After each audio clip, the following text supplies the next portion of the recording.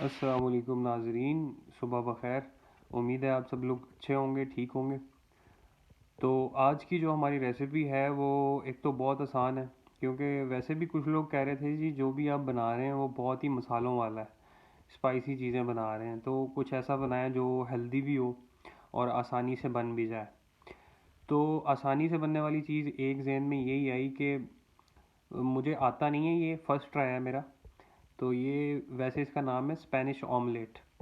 तो इसके अंदर हमें कोई मसालों की ज़रूरत नहीं पड़ती, सिर्फ हल्का सा नमक डालेंगे हम। तो इसके लिए जो इंग्रेडिएंट्स हैं वो हमें क्या चाहिए कि एक टमाटर, एक लाल मिर्च जो बारीक कटी हुई है, चॉप करके रख ली हुई है। तो साथ में एक प्याज चाहिए हमें, वो भी छोटा छोटा काट के रख लिया हुआ है। और एक ही स्मॉल साइज्ड पोटैटो, आलू, उसको भी इस तरह से पहले उबाला है और फिर इसको काट के रख लिए। और साथ में हमें 4 अंडे चाहिए, 4 अंडों को फेंट के रख लिया।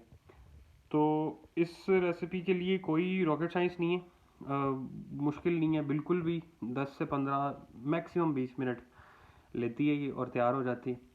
तो पहले हम क्या करेंगे कि इसमें पहले हमने प्याज़ों को फ्राई नहीं करना। पहले हमने आलू डालने थोड़े से ऑयल के अंदर, और फिर उसके बाद बाकी चीज़ों को ऐड करते जाना है। तो जैसा कि मेरी भी ये पहली कोशिश है, तो देखते हैं कैसा बनता है, मतलब कैसा एक्सपीरियंस रहता है। तो चलें स्टार्ट करते हैं। तो सबसे पहले हमने 2 चाय के चम्मच घी लिया है और घी को पैन के अंदर इस तरह से फैला दिए अच्छे से तरीके से।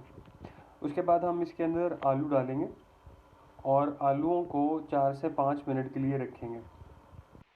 जो टेक्निकल चीज़ है इस रेसिपी के अंदर वो सिर्फ ये है कि हमने इसको बहुत ही आहिस्ता आंच पे बनाना है, बिल्कुल ज़ीरो पे रखना है चूल्हा, और इनको पकने देना है। पहले आलूओं को 5 मिनट तक बनाएंगे, उसके बाद हम इसके अंदर शामिल कर देंगे प्याज, और इन दोनों चीज़ों को फिर इकट्ठे 10 से 1 मिनट के लिए हम पड़ा रहने देंगे ताकि ये थोड़े से गल जाएं। उसके बाद हम अपनी बाकी चीज़ें जो हैं, टमाटर, मिर्चें और आखिर में अंडे शामिल करेंगे।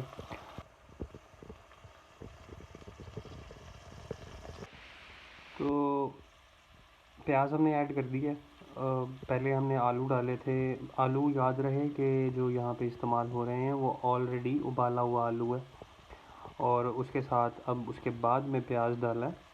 थोड़ी देर के लिए हम इन दोनों चीज़ों को ढक के रख देंगे, तकरीबन 5-1 मिनट के लिए। और उसके बाद हम इसके अंदर बाकी चीज़ें शामिल करेंगे।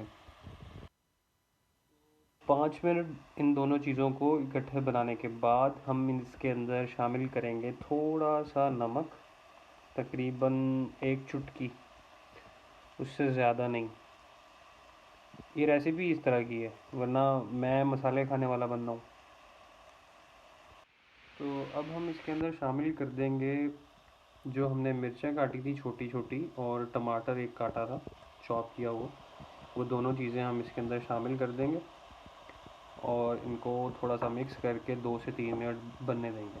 तो इन सारी चीज़ों को ढक के हमने रख दिया हुआ है।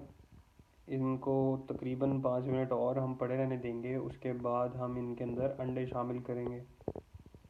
तो अब जो इंग्रेडिएंट्स हैं उनकी शक्ल इस तरह की बन गई है।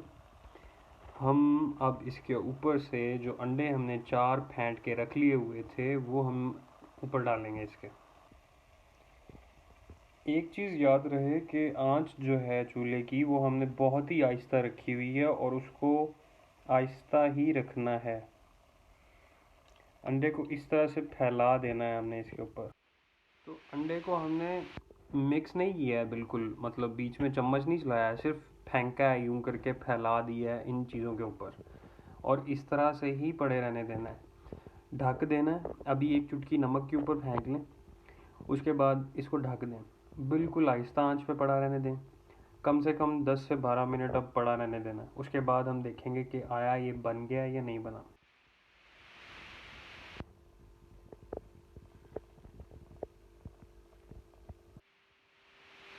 काफ़ी कोशिश के बाद मैं नाकाम रहा, अंडा जो है वो फिर भी टूट गया लेकिन ये है कि अच्छा है, खुशबू अच्छी आ रही है। ये साथ में जो आप पड़ी देख रहे हैं ये सुजुक है। सुजुक बनाने का तरीका फिर कभी किसी रेसिपी के साथ जो है उसमें शामिल करूँगा, आपको बताऊँगा कि किस तरह से सुजुक, ये टर्की में बहुत ज़्यादा इस्तेमाल की जाती है, स्पेशली नाश्ते के अंदर। तो जो हमारा अंडा है वो बिल्कुल तैयार है। अब इसको स्लाइसेस के साथ खा लें, रोटी के साथ खा लें। उम्मीद है आपको हमारी ये वीडियो अच्छी लगी होगी। वीडियो को लाइक करिएगा, चैनल को सब्सक्राइब करिएगा, और अगले किसी आसान सी रेसिपी के साथ मिलेंगे इंशाल्लाह। तब तक के लिए अल्लाह हाफ़िज़।